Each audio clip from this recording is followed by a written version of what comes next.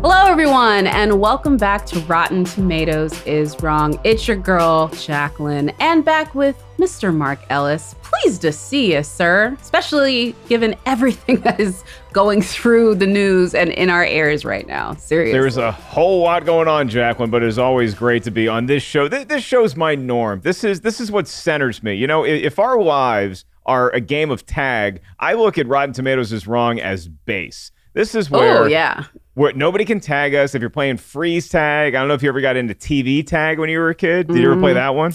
I have not played TV tag. So TV tag is like, if I tag you, you're it unless you say the name of a TV show. I guess that was hard to do when we were kids. And so if I went up to tag you and you said Brady Bunch, then I'm like, okay, I'm still it. I got to go find somebody who's doesn't own a television. Oh, I think that one would be a hard one for me if you asked me to like name a vegetable. Like, I'd be out after 4. Just kidding. You're out after carrots? Okay. I'm out after carrots. Or maybe name a holiday tag. Oh, that's why they pay us the big bucks, because... Quote a line from the movie The Holiday. Or just go down the holidays. I mean, by the time you get to Arbor Day, this is going to be hard. Like, you can get through Christmas and Valentine's Day, but like, yeah, quote a holiday. I love that. So if somebody tags me, I just think of any movie Gary Marshall directed in his last 10 years of working, and then it gets really tough. But we're kind of covering not really all holidays, but like this is the holiday. Yes, what we're talking. It's the not a holiday. It's the holiday. Yeah, and it requires the because this movie is epic. Yes, we're talking about Nancy Meyers' film from 2006, The Holiday. It currently has a 49% Rotten score, but an 80% fresh audience score. And we have a very special guest with us this week. I cannot believe this. Any Doctor Who fans are probably literally like with their earphones close to it, because you probably read the tagline. That's right. We're talking to Billie Piper, star of such incredible things from like I Hate Susie, Secret Diary of a Call Girl. Of course, as I mentioned, she was a companion on Doctor Who. And she is here to chat with us about her directorial debut, Rare Beast. But she's also here to defend her love for our selected film, The Holiday. So before we bring her on, Mark, please, sir, if you will, give us your synopsis of The Holiday. See, this is why I love this show, is because we bring on people who sing and direct and write and act, and all I have to do is give a synopsis of a movie I just watched again last night, and that would be The Holiday. So you have our two leads, Kate Winslet and Cameron Diaz. Kate Winslet plays Iris, and Iris is just not doing too well in relationships. She has this sort of on-again, off-again with Rufus Sewell, but she wants to cut him off once and for all, and she feels like she needs to get out of town to do that. Meanwhile, in Los Angeles, you have Amanda, played by Cameron Diaz, who's like, look, my job, I am this big-time Hollywood trailer producer, and I just got too many things going on, and my personal life is a mess, thanks to Edward Burns. I need to get out of town, too. What do you know? They find each other's places on a home swap website, because this movie came out in 2006.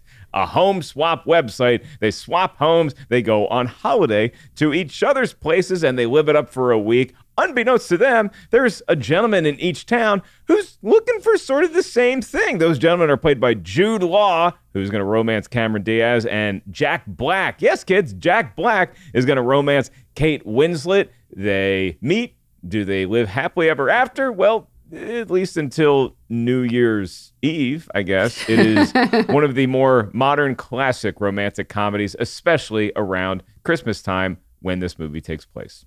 Love, love, love it. I think they end up falling in love and heading off into the sunset, since Cameron Diaz does a movie studio company. COVID has taught us she can do that anywhere. She'll be fine. She'll be fine cutting trailers from London. Let's keep it real. She can stay in Surrey. And I think shortly after February, they probably had some like weird Fleetwood Mac sort of romp with all four of them, and they just figured it out. And he's a book editor. You can edit books away from offices. That's the one thing now. It's like, now there was like this romantic comedy back in the day, Go the Distance, about a long distance relationship. That doesn't work. Going the distance. Yeah. That one is not a thing anymore, because we've learned we can be at home. But we're going to take it back to the time when this would have been a separation and would have caused a breakup, back to 2006, with a little segment where our review curation manager, Tim Ryan, tells us what the critics and audiences were saying about The Holiday back in 2006. Let's do the little segment we like to call 2 Minutes with Tim. Two Minutes with Tim. The Holiday has a particularly strong pedigree. It's got 4 big stars at the top of the marquee in Cameron Diaz, Kate Winslet, Jude Law, and Jack Black. And it's directed by Nancy Meyers, the writer-producer of Private Benjamin, Baby Boom, and the 2 Father of the Bride movies, as well as the director and producer and or writer of The Parent Trap, What Women Want, and Something's Gotta Give. So this kind of thing is totally in her wheelhouse. But whether The Holiday is a slice of warm, feel-good comfort cinema or a big slice of cheese is a matter of taste. It's at 49% on the Tomatometer with 158 reviews, but it does have an 80% audience score. So what did the critics have to say? In a rotten review, Mary F. Poles of the Contra Costa Times wrote, "The problem with Nancy Meyers' romantic comedy The Holiday is that it is contrived, too long, and insufferably cute." However, in a fresh review, Carrie Rickey of the Philadelphia Inquirer wrote, "It is a fizzy champagne cocktail that provides a pleasant buzz, many smiles, and Jude Law with the role of his career." The Rotten Tomatoes critics' consensus reads, "While it's certainly sweet and even somewhat touching, The Holiday is so thoroughly predictable that audiences may end up opting for an early checkout time." Anyway, that's The Holiday. And Jacqueline and Mark, if you were a melody, you'd be only the good notes. Back to you, folks. Aww. Thank you for that, Tim. I know. Also, I'm not surprised. It's 49% of the Tomatometer. Remember this, Mark. The critics' consensus is supposed to reflect the critical consensus. Critics. I like that fizzy champagne line, though, because that's exactly what this movie is. It's just a nice, pleasant first sip of champagne sort of buzz that you can hopefully coast on. We'll see how we actually feel about the movie in just a little bit. But I think that's why Tim Ryan is the best in the business. Well done, Tim. Also, an apt description for our guests. I think that she is also like a little fuzzy sip of champagne herself. And I am ready for us to give ourselves a glass. That's right, folks. It's time to bring Miss Billie Piper on to the program, to Rotten Tomatoes is Wrong, where she's going to talk with us about The Holiday. This was recorded separately, so have a listen to our chat with Billie. Billie, welcome to Rotten Tomatoes is Wrong. Thank you so much for coming on the show. Thanks for having me. It's an absolute pleasure, and I'm flaccid that you're having me on the show. Girl, thank you. I can't believe you're saying that. Seriously. For all the other Doctor Who fans fainting that she is like, anyway jazzed at us, let me tell you, it's the other way around. But we're here to talk about your new film, your directorial debut, Rare Beast. But before we get there, you want to go ahead and I think correct the record on something that I feel similarly about, and that's The Holiday, which is currently rated 49% rotten on the Tomatometer, but it has an 80% audience score, and I'm one of those votes. So I'm guessing you're thinking Rotten Tomatoes is wrong because it's below 60% and it's not considered fresh. But why is Rotten Tomatoes wrong about The Holiday? Give us your log line on that. Well, it's so funny because when I read the list of films, I was like, oh my God, they can't about The Holiday. They just can't. And then when I started breaking it down in my head ahead of this interview, I was thinking, what? Like, The Holiday is really, really great and satisfying at Christmas. But when you try and sort of fight for it for the rest of the year, I found it actually quite challenging. So, actually, I don't know how much I can pull you guys apart right now on reflection. But there are some things that I feel very fondly towards, and yeah, I mean, let's talk about it. No, we will. And also, we've got a little bit of LA-London swapping going on here. You're not coming to my house, but I feel it. Mark, I know you revisited this for the show. I don't even think I know your holiday thoughts, and I know a lot of your movie thoughts. Well, you're about to, Jacqueline and Billie, because it seems like Billie is clearly on the side of fresh. Jacqueline's on the side of fresh. And I just got to say, The Holiday is one of the worst movies to not watch at Christmas. I love this movie. I absolutely love this movie. Rotten Tomatoes is so wrong about this. I don't know why we can't have nice things. And look, is my LA apartment the best home swap opportunity somebody in London could have? No, it is not. But if anybody wants to come swap with me and take care of Molly the Wonder Dog for a week, I'm here for it. You can feed her, and I'll go to London, and I'll have a great time with Jude Law or Cameron Diaz or whoever's there. I love this movie because it's like we get 2 full rom-coms in one movie. Yeah. That's I do true. love that. Also, like, real talk, like, I live in LA, not in a house that is anything like the gorgeous things that you see in Nancy Meyers movies. But, like, Surrey, like, maybe I'm just the country girl. I was like, no, I'm about that. Like, your clawfoot bathtub and that kitchen. Like, please. I was so excited out. But let's break it down. We're going to talk it all through. We're going to make our case for why Rotten Tomatoes is wrong. Let's head on over to our movie talk section.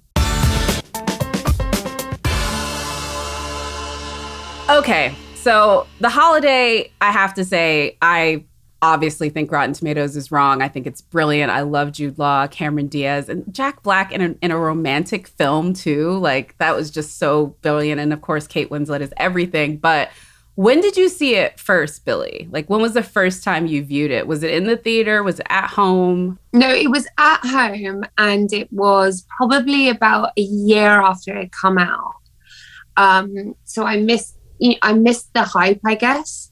So I was coming at it probably with a flu because I always get sick around Christmas. And I would have been watching it at home. So I was schnooky and wanting to feel like a warm and slightly hysterical. And I get that from that movie. It sort of plays, I am not sentimental at all. And you'll see that from my film. Like it's so polarizing, the idea that I would like this film at all and make a film like Rare Beast. And I'm only ever sentimental with my children and sometimes my partner.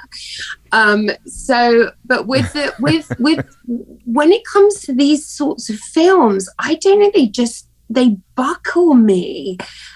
Especially if there's anything British in them. It just plays into so much sort of fond memories of living and growing up in the UK. And of course, when you watch it in the movie, it's also horrifically far-fetched. Yeah. But there are some things that feel kind of beautifully familiar. I'm always happier in the movie when I'm in the UK. Oh, I could see that though. Because I'm sorry, Arthur's great, like the guy that makes Her Time in LA great, but they've left out all the other things that make it not great. Yeah. Well, she never has to like travel too far. She goes to like one dinner, she goes to one event, but she lives in a home that allows her to just be isolated, which is why, a lot like Billie, I enjoy this movie so much because I can identify so much with Kate Winslet's experience and Cameron Diaz's experience sort of in different ways, because Kate comes to this beautiful LA mansion, and that's how I feel when I go on the road to do stand-up and I get put up at like a really nice hotel. If I'm at like a Four Seasons or a Hyatt, I am going to play with the blackout curtains. I'm going to play with all the cool technology. I never have to leave the room, and I feel amazing. By contrast, Cameron Diaz getting to this nice little quaint country house and deciding like, look, my heart's broken. I have no friends here. There's nobody to talk to. So I'm just going to make my own fun. She opens up a bottle of wine. She puts on loud music. She starts dancing around. I have done those things as well. Yeah. And so, like, the dudes are great. Jude Law is great. Jack Black's great. Eli Wallach is awesome as Arthur. But I love watching these two women continue their romantic journeys. And that's from a guy who is pretty much at the end of his romantic journey. I don't have a soul anymore. And so I'm pretty much just cashing out. He's not joking, Billie. He's really not. Like, I would say it, but I understand. he I think reserves... we're all at the end of our romantic journey.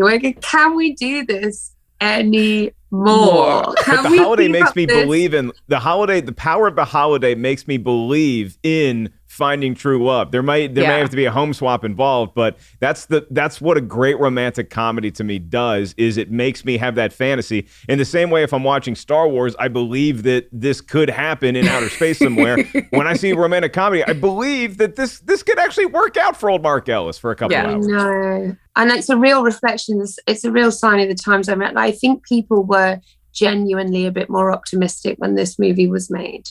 True that. 2006. Right? Like, was that when it was made? 2006? Yeah, 2006. And that was what I was going to say. So I didn't see this in the theater because, as folks listening to the podcast know, that sort of like late 2000s to early 2010s, that was the lots of alcohol in bars days. I was more like Jude Law in that respect, but like every night of the week. And so like my movie watching was small, but there's a station here in the States that they play this as like part of the Christmas rewatch. It's TNT. They always have the holiday and Christmas story, and I caught it on one of those, and now it is one of these like I have to watch it every Christmas. Like, it's my diehard in a lot of respects, because I'm like you. I'm pretty cynical about romance outside of movie theaters, but like inside movie theaters, I'm like, of course Bridget is going to be with Darcy. Of course she's going to say, I'm the girl looking for a boy at the end of Notting Hill. And this movie has one of those scenes too at the very end, which is one of my favorites. But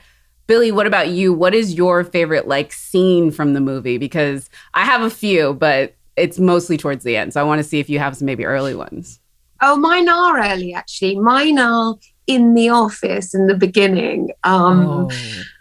Because even though I've never worked in an office, and, I do feel like these themes are slightly pushed, I just know that kind of woman and that kind of man and that kind of environment on some level that feels so bleakly British that I sort of relish that. I mean, it's really not the best scene in the film, but it's something that I feel particularly tied to just because it's also hopeless and twee.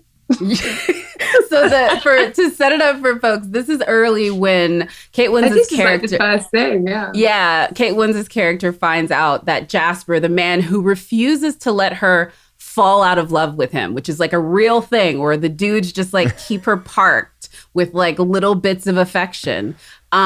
He tells her, he finds out that he is engaged. Iris, I have a tip for you. Excellent. A wedding was privately announced earlier today that I don't believe any other paper in town knows about, and I want you to be the first to report on this particular union, as it is between two of our most esteemed colleagues. May I introduce the newly engaged Sarah Smith Alcott and Jasper Bloom. And she is never known, and she's just like literally heartbroken about the idea of it. And I do love that one as well. It is one of my top ones, because in addition to the bars part, I was also Iris in for the early part of the 2010s and late 2000s. So, and I have a feeling Mark very was interesting. Maybe a little Jasper, probably not. He's a Jesuit boy. I don't think you're a Jasper, but I got a little. Look. All cards on the table. Every guy's got a little bit of Jasper in him. Yeah. And every guy has a little bit of Edward Burns' character. But that's why those scenes are so crucial to this movie, is because we are instantly rooting for Kate and for I'm rooting for Kate more than Cameron, because like Cameron's got this great gig and she's just really working herself too hard more than anything else. But I do love the scene where we kind of fourth wall it, and it's like the movie trailer voice narrating Cameron's life. I just thought that was like a cool trick. Good. That you wouldn't normally see in a rom-com. But Jacqueline, as you know, my favorite Star Wars movie is Return of the Jedi. One of the big reasons is because we all win at the end. Yeah. And I love the winning at the end of this movie, where it's New Year's. We just had Christmas and it's New Year's, and everybody's actually meeting for the first time. Yeah. Because you had this nice home swap and you had great results in your personal life. But can we actually all be friends in real life? That scene lends me to believe yes. So the ladies can pair off and dish, and Jude and Jack can find something to talk about. The kids are having a good time. I love that the good time continues through the new year, because that just shows the promise that this isn't just some one-off thing. We're going to have many more holidays with this cast. I want a sequel. Give it to me. I am with you on that one. Sequel. Yeah, I've with you died on for that a one. sequel. I mean, just the concept is so unbelievably dated, and the sort of women just hanging around for men in this really desperate way now just suddenly feels so tone deaf. So I would be interested to see what steer it would take in a sequel. Oh yeah, I wonder if they'd be like, really, we moved our entire world for those two. And I would love for them to also make reappearances too, because they got to set the other side of the story correct. If I was going to talk about a scene though that sort of like hits down for me, I'm a TCM classic movie girl, and basically every time Arthur comes on the movie, like my heart melts. Like I think of my grandpa, who was literally sitting me down to watch TCM. He was not working for Louis Mayer, but I felt like he was the embodiment. I felt like he was the embodiment of Billy Wilder inside this movie, which if you don't know, he wrote one of the all-time great romantic comedies, The Apartment. And I just felt so much of that energy in this. And so, every time Arthur comes on, but the very first scene where she rescues him and you see his Oscar. And then also when he talks about you're a leading lady playing like you're the best friend. Like that is a great line. Like you're not the best friend. Those moments between Iris and Arthur. I love Jude Law. I love Cameron Diaz. There's so many other great moments. Cameron Diaz like tipping up the wine at the store.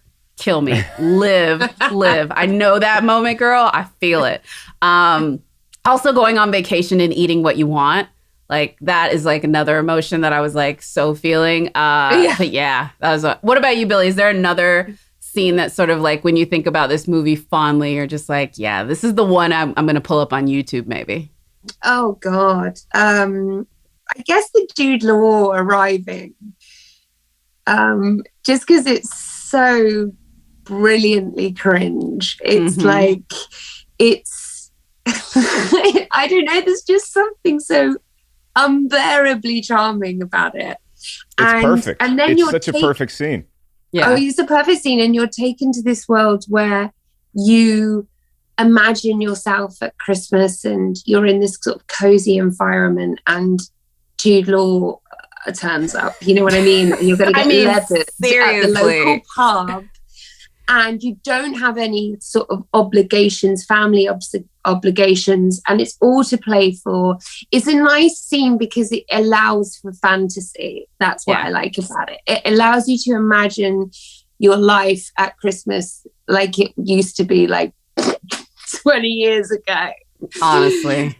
And like it, you know, in a lot of ways, I mean, like this is like early days of like social media. Like those two would have just DM'd for like six, I know, maybe that's why we like it so much. Yeah, it's like it's actual people meeting in real life and in different ways. And so like I like in this movie, I think a normal romantic comedy is like a Snickers bar where it's just everything's packed into one. This movie is like a Twix where we get two different sides and we have one relationship angle and then we have a totally different one, because the way that Jack Black and Kate Winslet get together, that's much more Mark Ellis, where it's like you just become friends and then you realize, oh wait, I really am actually in love with this person. With the Jude Law arriving with Billy's scene, it takes place early-ish in the movie because Cameron's character has just gotten to England. She's settling in the home. She's trying to figure it out. She's trying to figure out how she can have a good week here, away from work, dealing with her heartbreak. Jude Law shows up, and the genius of that scene is that we have been set up to, as soon as we meet Rufus Sewell, we're like, wait, I don't like this guy. I don't like this guy. And Edward Burns like, this guy's got ulterior motives. So we assume the same thing with Jude Law. And it's a smart move by Nancy Meyers to be like, no, I'm going to turn that on its ear a little bit later in the movie when it's revealed, no, this guy's actually a widower. He's been dealing with his own version of heartbreak and he's got two little kids. And so it's we meet a character and then we learn more about them in the next scene. And it totally changes that scene when I rewatch it, because this is one of the movies I'll rewatch every Christmas. And so it just lends a different sort of subtext to when Jude Law first shows up, knowing what's going to happen. Oh, and can we add Rufus is the great actor, Rufus Sewell, who plays the Jasper. But let's talk about a typecast. Like anytime he shows up in a movie now, I'm literally like, what's he about to do? So anytime he's like a good guy, I'm like kind of happy about it. I'm like, he just has all those faces like, you might be doing some nefarious things. I know.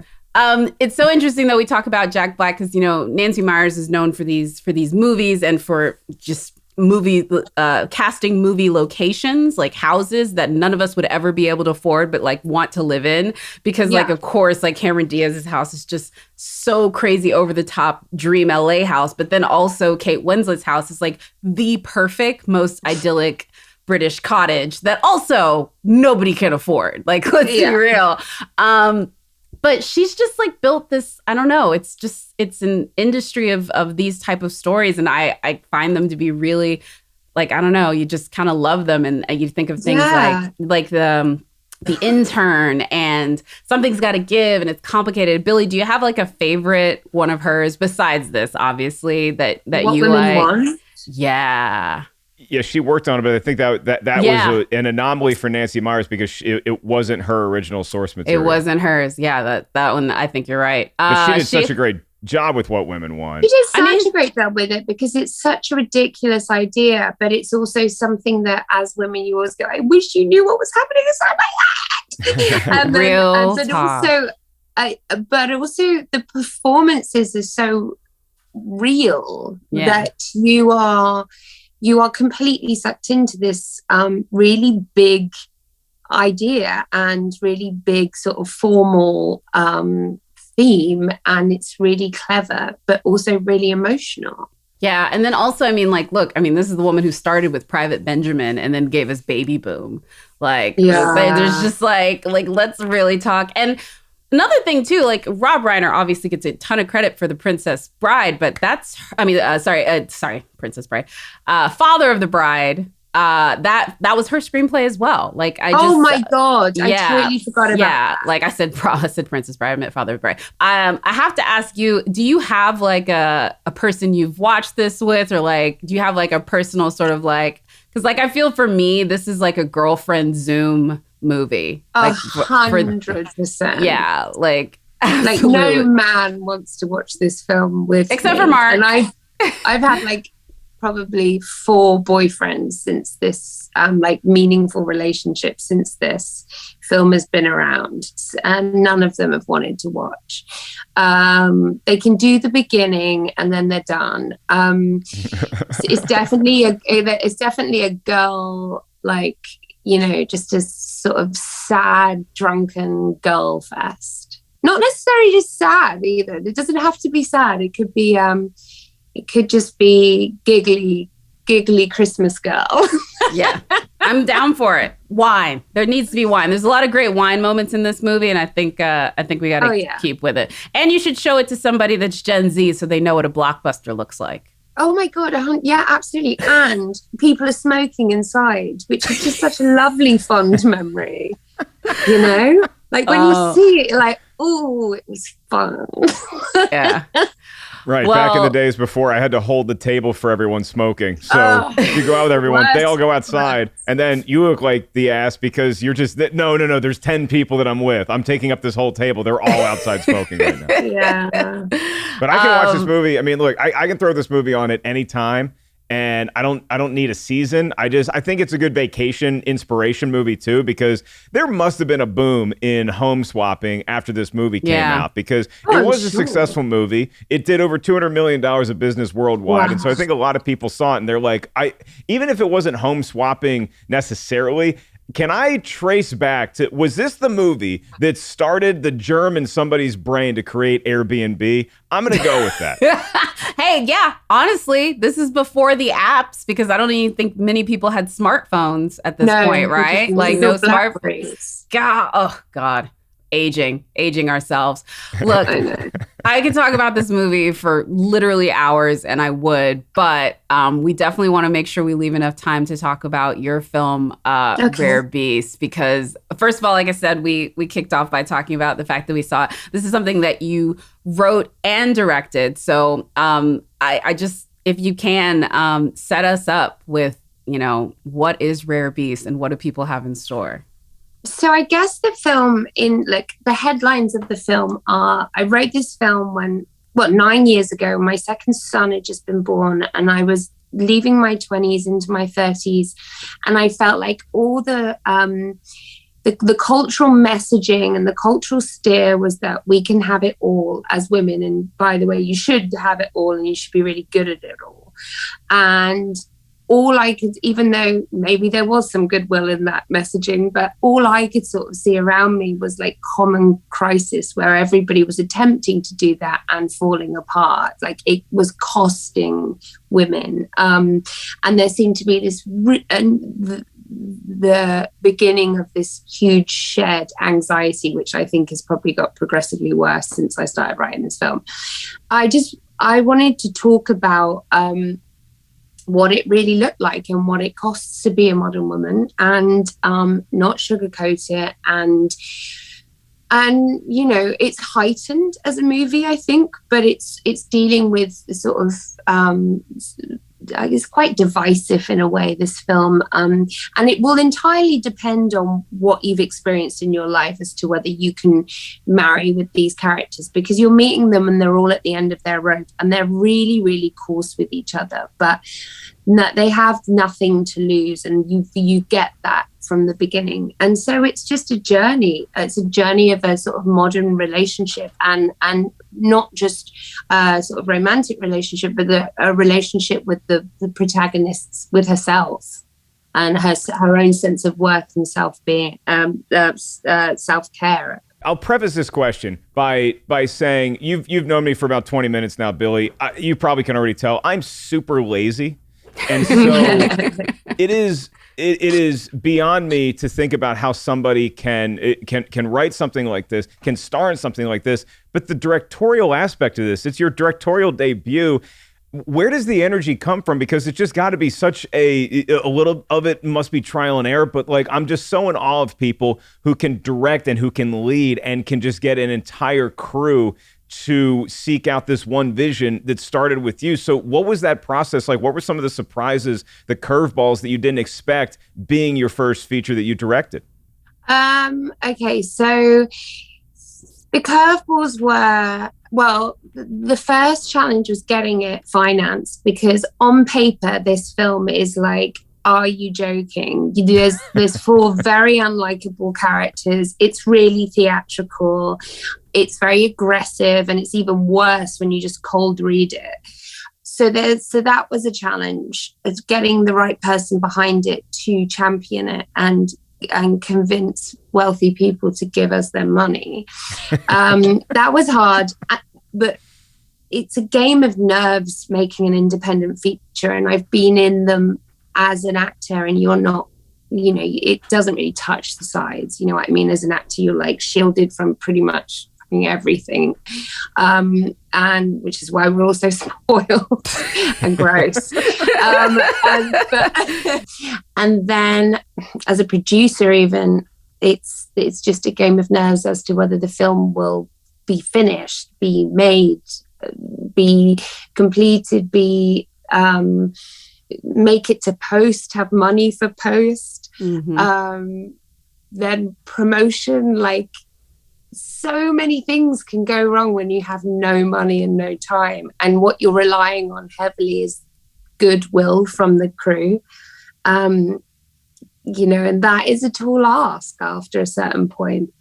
So the sort of game of nerves of it was that was the bit I found most challenging. Also, I was pregnant, so it was physically challenging. Oh, come on. This is too much. You and Emerald I am a glutton for pain and punishment. You and Emerald Fennell, and I think Greta too, all like had these like crazy movies that they pushed out. But I'm a fan of that. Filmmaker and friend that I know, and incredible cinematographer Rachel Morrison shot this totally dope commercial about working moms, because she's one of the big proponents for how that needs to be a part of filmmaking now, making it to where these female filmmakers and storytellers. And so I feel like when women like you do that, it's like, look, you didn't lose your ability to craft stories just because you're incubating a human. And it just makes what you did even more. And Serena Williams for winning a tennis tournament too. Like that one's like crazy dope. I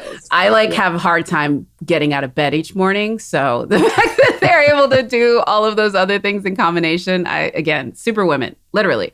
But also, since this is a directorial debut, and you talked about this earlier, I guess it's a gift that you've had this incredible career because you've gotten to work with both, in television and in film, these directors that you can pick up things from. But I could also say but it's also sort of like, but not this. Like, it's like when you get engaged and you go to a bunch of weddings and you're like, not this. What was something that you sort of saw that you were kind of like, okay, I'm really going to take this great thing? And what was something, you don't have to say to the person, where you're like, when I get on set behind the camera, this is not the way I want to really execute it. Because I think that's beneficial, both what to do and what not to do. Yeah, definitely. I mean, I certainly know how to talk to actors, at least I think I do. I find that more often than not, directors, probably because of the nature of the job, which is where you sit back and look at things and observe and you're voyeuristic and there's always seems to be some sort of social delay with directors where they just totally, not all of them, but a lot of them aren't always socially adept to deal with very sensitive people, which is actors. It's crazy to me, some of the things that directors say to actors to get what they want. Sometimes it works, but sometimes it really, really, really doesn't. So I felt very comfortable with the actors. I also cast it really well. I think I knew what these people could do. They have a lot of background in theatre, and I let them just go with it. I didn't feel like I had to steer them all the time. Like, they were really capable, competent, skilled people. But, I guess that was my strong suit in the filming of it. That was something I felt comfortable doing and something that I definitely pulled from as my own experience as an actor. It's getting very dark in my house. Is it too dark for you guys, or is it getting moody now? No, we can totally see you. It's very ambiance. Trust me. Yeah, into the night. Perfect lighting for me. It's almost like you're about to tell us a really scary story. I love it. I'm looking at the little image of myself. Like, this is like me at camp. This is like being at camp now. I like it. Digging it. Gather around. Billy's going to tell us the story now of Rare Beasts, which is, first of all, in select theaters and on demand August 20th. So make sure y'all check it out. I guess my last question for you real quick, Billy, is it when you're writing something like this, did you find it easier to write for yourself or for other people? Well, I guess when I was writing it, I didn't imagine me saying it. So it all felt like it was for someone else. Okay. Even though I knew I was going to be in it, I didn't imagine it for myself. But it's very satisfying writing things for other actors. It's really, really satisfying. Yeah, it's really, really... Gonna make them say this. Also for your friends, it's really satisfying, like putting some little things in there that personal gripes, you know what I mean? Yeah, that was the thing I felt about it, because it's chaotic in so many ways, but I also feel like that's a female mind, especially a female mind that's trying to deconstruct whatever a dude is thinking, which again, that is like a math problem unto itself. But like, you really, I think, kind of captured modern dating in a way that like I wouldn't expect, given like, is this like, were you just robbing all of your single friends that you would call over and be like, all right, about this dude this week? Like, what is the... No, actually, I felt not all of it, some of it. Yeah. But some of it was from guys as well. Ooh. It wasn't just from girlfriends. Some of it was like the male frustration with not earning as much money as their counterpart, you know, or oh, me too. Like just some of them just not feeling it. Some of them being very put out by this modern female liberation, I guess. So yeah, that felt quite fun to expose. Yeah, it is equal. Like, this is not, yes, it definitely dissects the female aspect. She's our main protagonist, but this is more about modern dating. And I think that's why it's really going to be interesting for folks to see it. It is out now. Rare Beast is out in select theaters and available on demand. Please check it out. Billie, I cannot say thank you enough for your time and chatting about this. The next thing you put out, please come back. You can take us to task for any movie. And I will have to say this, like, legitimately, Secret Diary of a Call Girl is probably one of my all-time favorite shows. Like, I can quote passages of it, which is sad for me to say to you, but I literally adored that show. Please. I am still mad you left him on that pier. Oh, I know. Like, girl, like, you're lucky I like you, because I was crying when I saw that. I was just kidding. She's awful. She's a ruthless. But hey, you know what? But that made the story, and that's the character. Like, I can't be mad at it as a writer, because that is the character, and you just performed it so great. And you don't get that beautiful, find someone like you and the Adele in the background if she doesn't leave him on the pier. Yeah. I know. All right. Well, thank you again, Billie. We're going to let you get out of here so you can talk more. I'm just going to go to bed now before. I was going to say, are you just bag. You're just going to go back into the darkness? Like, Jesus, I'm going to go move into the darkness and tackle a bear. Be very careful stumbling around in the dark. And this is the new crew. For me, This is the 2021 holiday viewing experience. We all need to get on a Zoom together and fire up. We'll do a double feature of the holiday and then your movie Rare Beast. That's going to be my 2021 holiday season. Oh, and I almost forgot. Very confusing time. Yeah, I almost forgot, Billie. Since you're a movie TV buff, is there anything that we should be watching? Maybe something that's over there that'll come over here soon. Is there anything you want to recommend for folks to check out? Like, I just started White Lotus, and whoa, that one is different. I haven't seen anything recently. Oh God, I'm not cultured at all anymore. What can I say? You have a newborn. You have a newborn. You're allowed. I really have no recommendations. I talked to Tom. I actually spoke to Tom Ellis like a month after he had his kid, and he's like, I will talk to you about Peppa Pig more than I will talk to you about what's in theaters. So you're totally allowed. I will. You want to know something that's quite sweet? Tom Ellis's daughter and my son are in a band together. Shut the front door. Wow. And I love both of y'all. Y'all were great interviews, both of you. They're in a band called Galaxy, and they played their first show about a month ago, and they're really cute. We're supposed to talk to him for Lucifer. Streaming recommendation. That is way better than a streaming recommendation. The better. fact that your kids are in a band together, the talent. Oh, I love it. I'm going to tell him. We're supposed to talk to him for Lucifer. I'm going to tell him that we chatted. This is so cool. I will. Okay. Thank you again, Billie. This has been great. Bye, guys.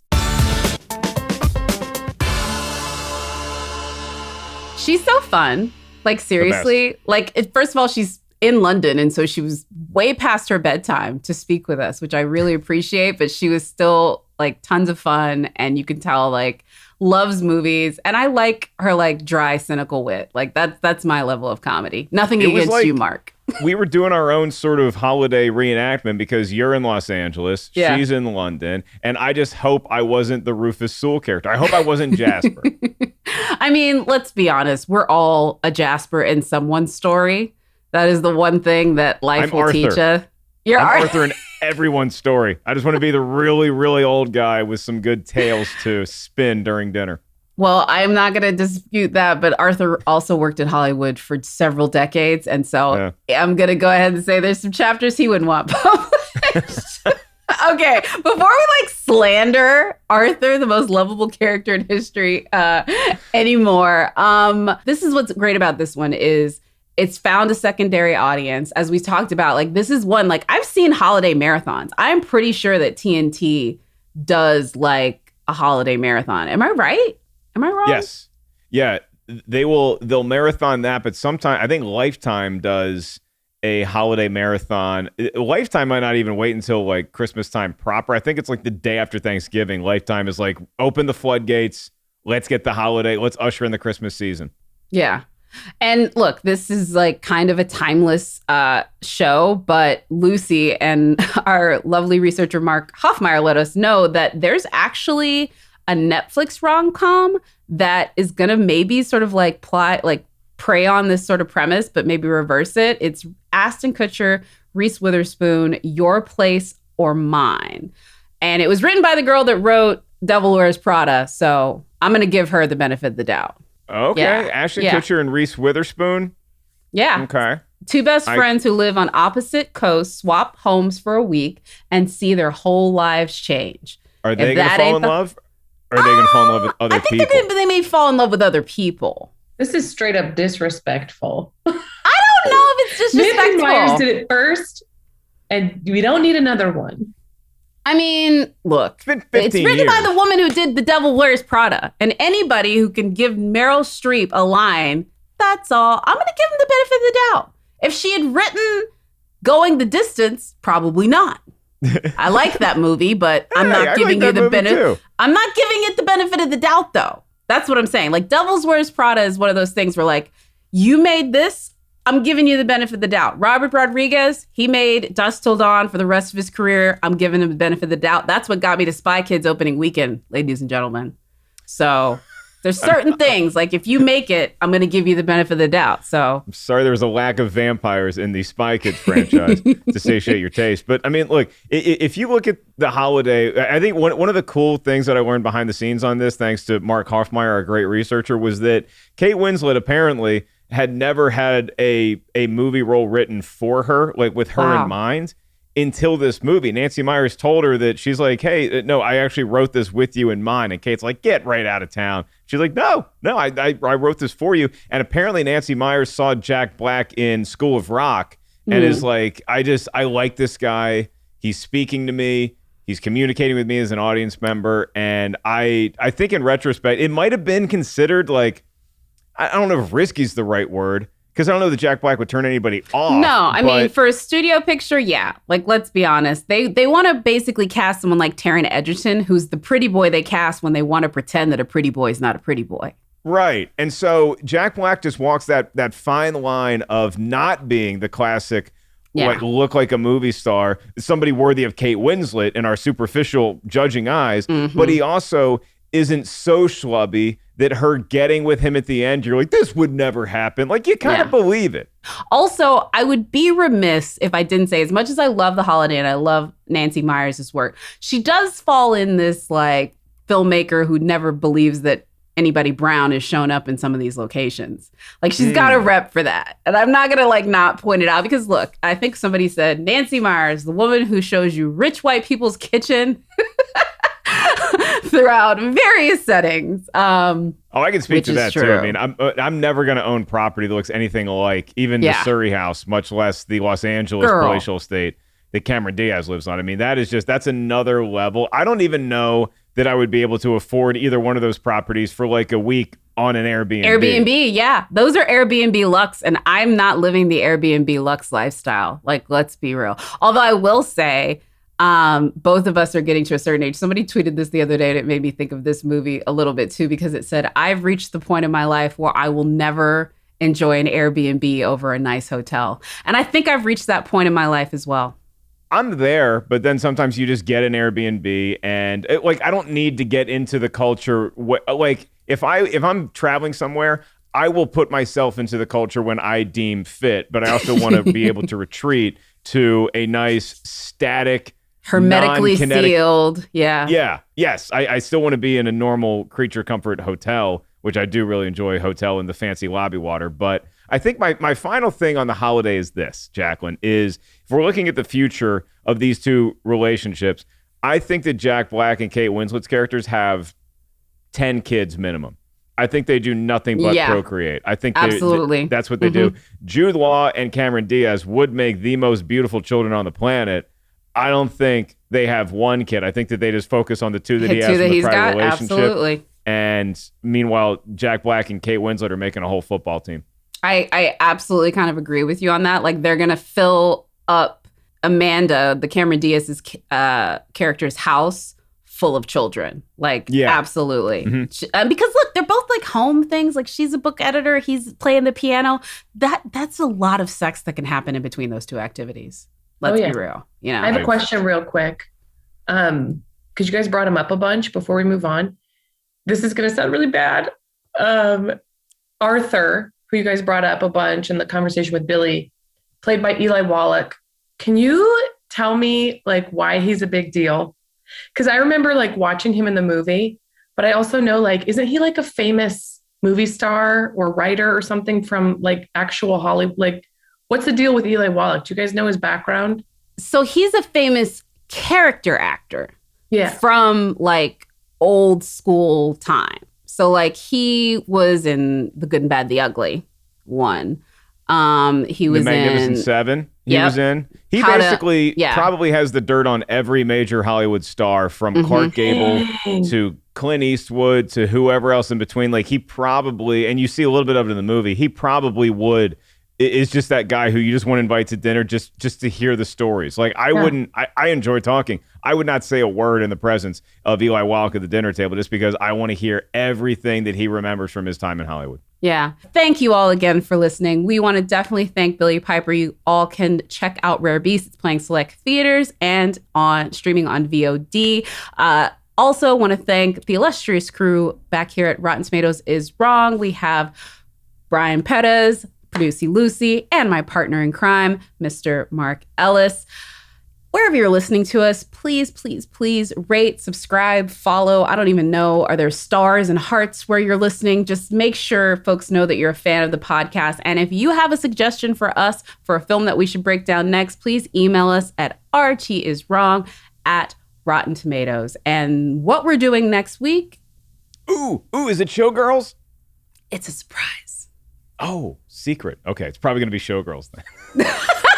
It should be Showgirls. Showgirls or Basic Instinct. I'm going to have a good time either way. I would too. All right, guys. We'll see y'all next time on Rotten Tomatoes Is Wrong. Bye-bye.